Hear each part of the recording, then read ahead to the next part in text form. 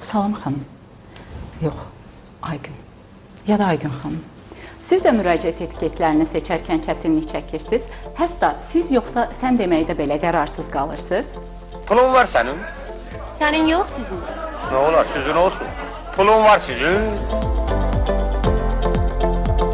Tanımadığım adamlara siz deyirəm.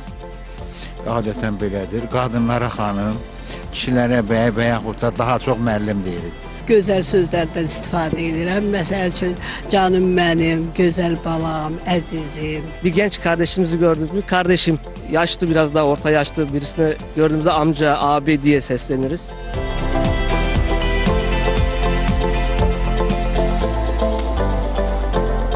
Ünsiyyət müraciətlə başlayır. Buna görə də müraciət etiketləri doğru ünsiyyətin əsas meyarlarından biri sayılır.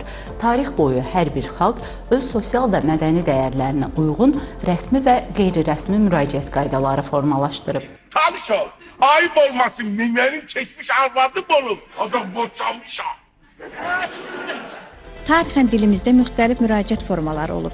Məsələn, bəylər öz xanımlarına bəyimim, xanlar öz xanımlarına xanımım deyə müraciət edirmişlər. Bundan başqa banu, bikə müraciət formalarından istifadə olunub. Həmçinin vaxtilə ağa müraciət forması olub. Qohumluq terminləri var ki, onlar bugün müraciət forması kimi işlənir. Rəsmi müraciət formaları arasında ən geniş yayılanı isə vətəndaş və ya yoldaşdır. Bundan başqa Mən chatbotumdan sual soruşan zaman ona müxtəlif formalarda müraciət edirəm.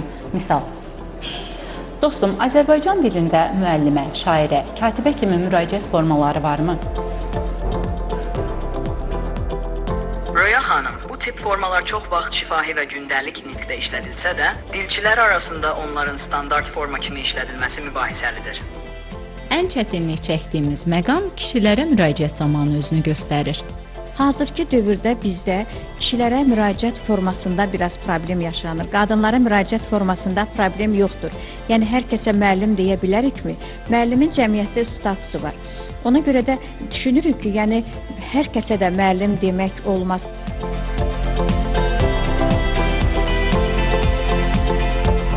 Bütün bunlar göstərir ki, seçilən hər müraciət forması ünsiyyətin açarıdır. Bəziləri söhbət qapılarını açır, bəziləri isə bütün ünsiyyət qapılarını bağlayır. Röya Salmanova, Zaur Haşimov, Telesəhər.